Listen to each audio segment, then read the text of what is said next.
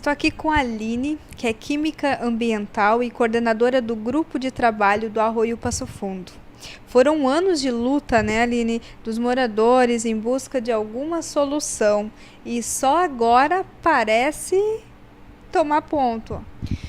Boa tarde a todos. É uma satisfação estar aqui na TV Costa Doce. Obrigada pelo convite, né?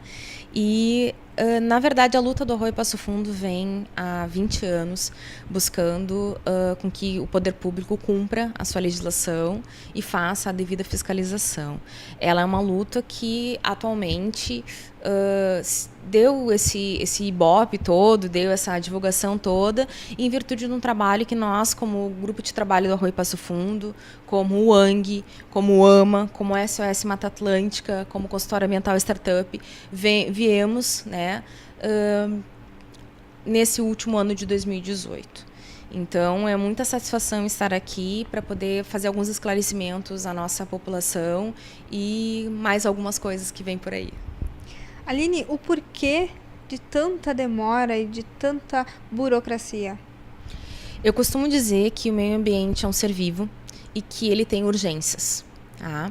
Assim como a saúde da gente tem urgência, o Arroio Passo Fundo também tem.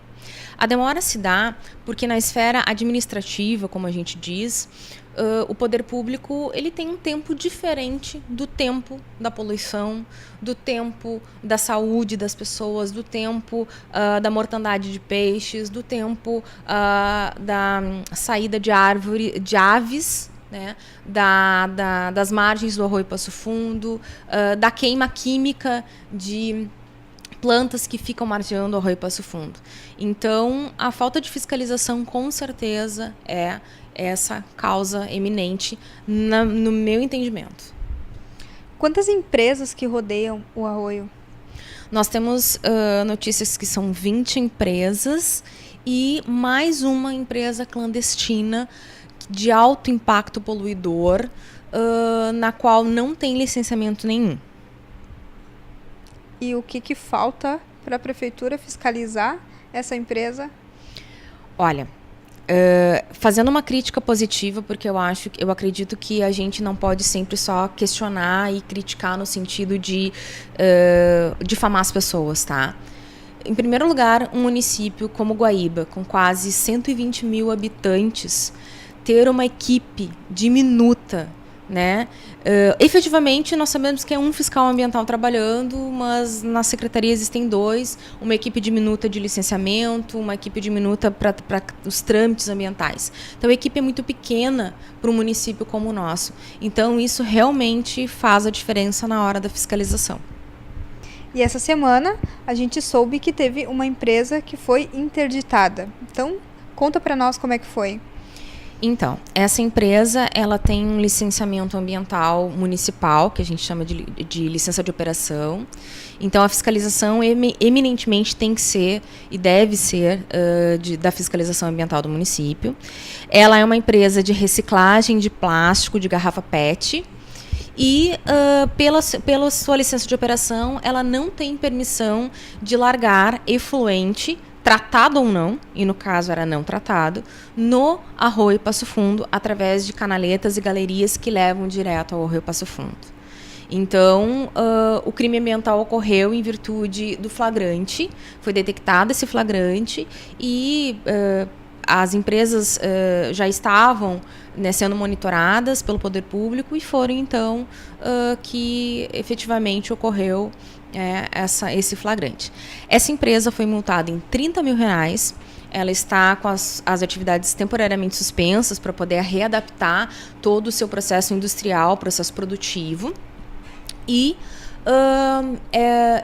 em virtude das leis 6.515 de 2018, das multas e sanções, e a 9.605 de 98 dos crimes ambientais, essa empresa, se for novamente autuada, ela terá, então, o dobro da multa. Então, de 30 passa a 60 e, se uma terceira vez, passa a 120 mil, com possibilidade de fechamento da empresa dentro do município. Então, cumprindo a legislação ambiental federal. E essa interdição, ela foi a solução do Arroio Passo Fundo? Não, ela não foi a solução do Arroio Passo Fundo. Se na bacia do Arroio Passo Fundo existem por volta de 20 empresas com alto impacto poluidor, que precisam então ter uma licença de operação, cada licença de operação diz as condições de que essa empresa pode trabalhar, as condições, se trabalha com água, por exemplo, então, né, para tratar esse efluente industrial, se é permitido ou não liberar no Arroio Passo Fundo, se é permitido ou não emissões atmosféricas, se todas as empresas têm que ter um plano chamado Plano de Gestão de Resíduos Sólidos, no cumprimento da Lei 2.315 de 2011. Tem que ter um responsável técnico, seja um químico, um engenheiro, um biólogo, um agrônomo, então, para a questão dos arrozeiros, das plantações de arroz. Então, tem que ter um responsável técnico. Então, esse processo e os processos em si, o processo geral e o processo em si, tem que ter responsável técnico. Esses responsáveis técnicos, tanto na legislação estadual quanto na municipal, tem uma série de relatórios que são mensais, mensais, às vezes alguns anuais, que mandam para as devidas secretarias. E isso tem que ser cumprido. A questão toda é que o papel aceita tudo, né, Suzy? E aí é um problema muito sério. E na tua opinião, o porquê que as empresas elas não tratam dos resíduos? É muito caro? Infelizmente, tratamento de efluente líquido, tratamento ou destinação de resíduos sólidos, prevenção das emissões atmosféricas, sim, é muito caro fazer esse tipo de prevenção. Mas parte-se do princípio, né, quem estuda um pouquinho de administração, engenharia da produção, né, e os técnicos responsáveis com certeza passaram por isso, de que a gente deve reservar pelo menos de 10% a 30% do lucro anual da empresa para investir na questão ambiental. E quando eu digo na questão ambiental, cada empresa ela tem uma especificidade. Então, a empresa A nunca vai ter o mesmo tratamento e o mesmo investimento necessário do que a empresa B. Então, para as empresas, né, que precisam se readaptar, repensem no seu processo produtivo, repensem nos custos, existem soluções, tá? Muitas soluções. Tudo depende do processo produtivo dentro dessa empresa. Mas que é caro, é caro. Quais as formas predominantes do Arroio Passo Fundo? De poluição? De poluição. Então, as formas predominantes de poluição do Arroio Passo Fundo são 3 hoje. A primeira delas é, sim, a questão domiciliar. Pessoas que moram às margens do Arroio Passo Fundo e que colocam efetivamente o seu esgoto, tá? Então, a gente chama de efluente cloacal ou dome sanitário, direto, em canaletas direto, despejando sobre o Arroio Passo Fundo. E vamos combinar aqui uma comunidade com 8.000 pessoas na região da Zona Sul ali, que pega Malessa, Malessa, São Luís, São Jorge, Primavera, e a grande maioria dessas pessoas colocando o seu esgoto dentro das tubulações pluviais que vão direto para o Arroio Passo Fundo é muito grande. Outra causa predominante também é a questão, então, desse efluente industrial largado in natura sob a bacia do Arroio Passo Fundo. Ainda a terceira causa são os agricultores que têm plantação extensiva de arroz, que estão na bacia do Arroio Passo Fundo e que efetivamente não só se utilizam da água, como também se utilizam despejando, então, os agrotóxicos, né? Isso percola o solo trabalha, faz com que essa água, então, contaminada venha, então, chegar às margens do Arroio Passo Fundo. Então, são essas 3. O que acontece? Que fique bem claro, que eu não estou dizendo que a população é culpada, e por favor, os meus amigos, né, os nossos parceiros lá nos bairros da Zona Sul da cidade, que fazem um trabalho fantástico de educação, que fazem uma mobilização, né, para que todo mundo esteja ao encontro, me perguntam sempre assim: mas a Corsã tem uma PPP agora, tem que chegar aqui na Zona Sul. Vai demorar um tempo. Não é assim, o projeto não está nesse nível para chegar de uma vez. Mas existe é o mesmo preço de fazer uma laje. Por incrível que pareça, eu estou falando um popular, uma linguagem um pouquinho mais simples, exatamente para que a gente possa entender. O preço da laje é o mesmo tempo de fazer um negócio chamado fossa filtro sumidor.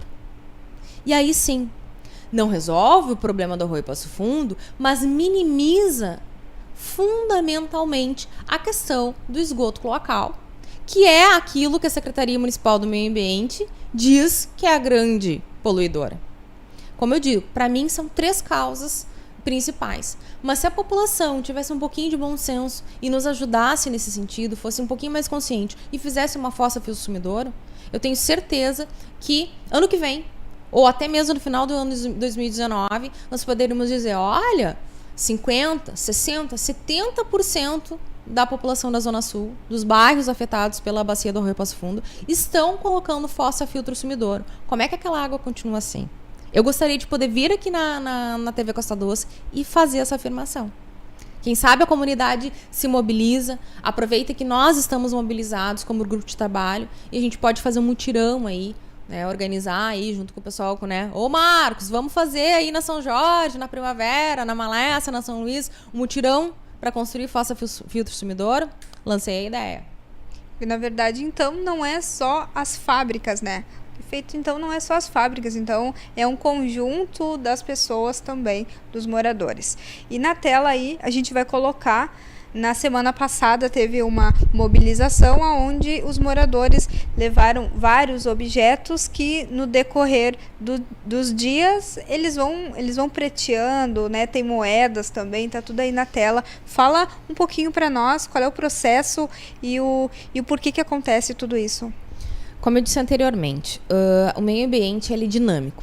Então, a partir do momento que há a mistura dos efluentes industrial, agro, silvipastoril e cloacal, e o arroio está trabalhando, o arroio está descendo, está vindo ao encontro das águas do Lago Guaíba.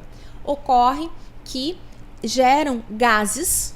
Esses gases são altamente tóxicos. A gente não tem análises, então eu não tenho como dizer para vocês quais os gases são, mas eles são altamente tóxicos.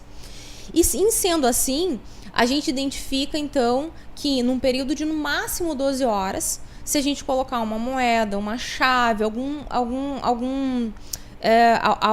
coisa pintada com tinta que tenha metais, a maioria das tintas tem metais na sua composição, começa a ocorrer uma oxidação que consequentemente leva à corrosão. Então tu começa a quebrar, tu começa a perder aquele material metálico que está ali.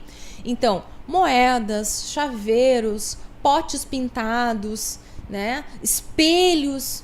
Eu vi, gente, ninguém me contou. Eu vi um senhor tirando da parede um ar-condicionado, abrindo a parte plástica do ar-condicionado e metendo a mão no motor, e o motor dissolveu na mão dele, virou um pó.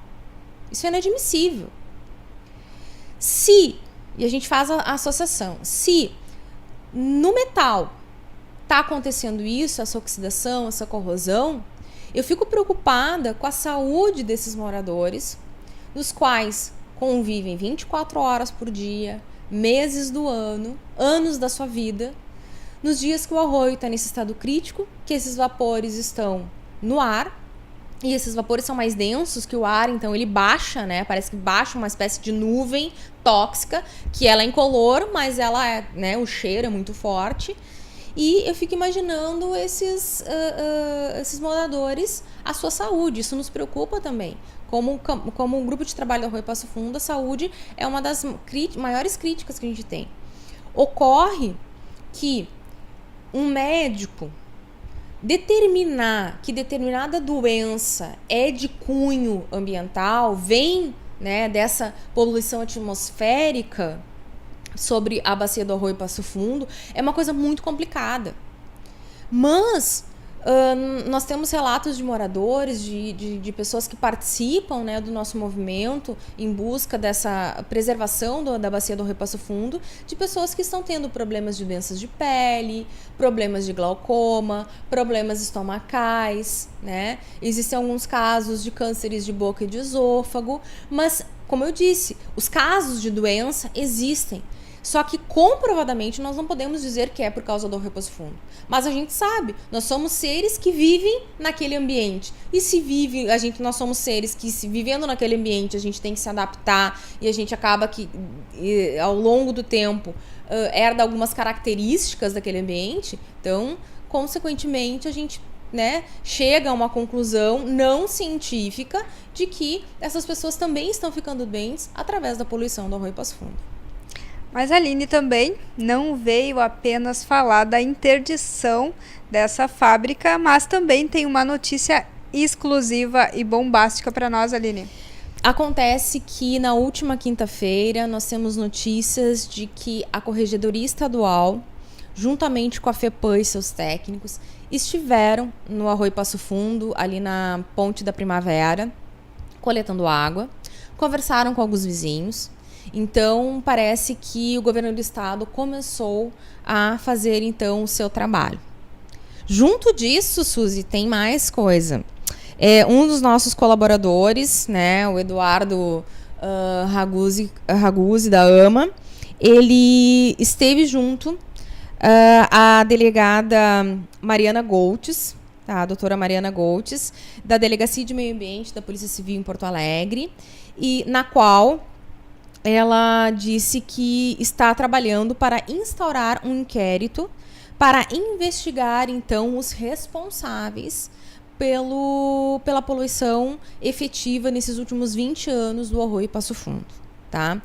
Junto a isso, eu gostaria de fazer um apelo especial ao Dr. Daniel Martini, do Ministério Público do Meio Ambiente, tá? Do Centro de Apoio Operacional em Defesa do Ministério Público, tá? Doutor das causas ambientais, que, por favor, entrasse em contato conosco para que a gente pudesse efetivamente trabalhar junto, porque o Arroio Passo Fundo se faz necessário.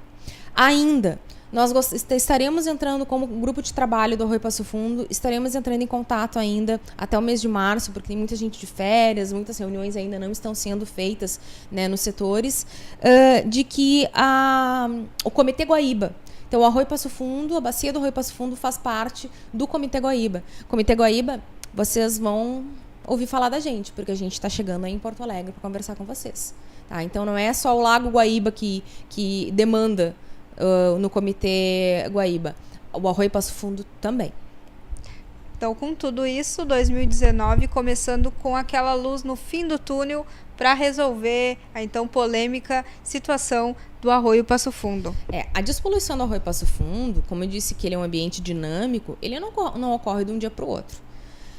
Para o Arroio Passo Fundo ter as mesmas condições da década de 70, início da década de 80, ele vai demorar mais ou menos de 10 a 15 anos. Ou seja, basicamente o mesmo tempo que ele foi poluído, ele vai demorar para se tratar, para se restabelecer com toda a sua fauna, com toda a sua flora, desde que tudo aquilo que a gente conversou aqui hoje, a fiscalização, a população, os agricultores, a sociedade em geral, faça o seu trabalho.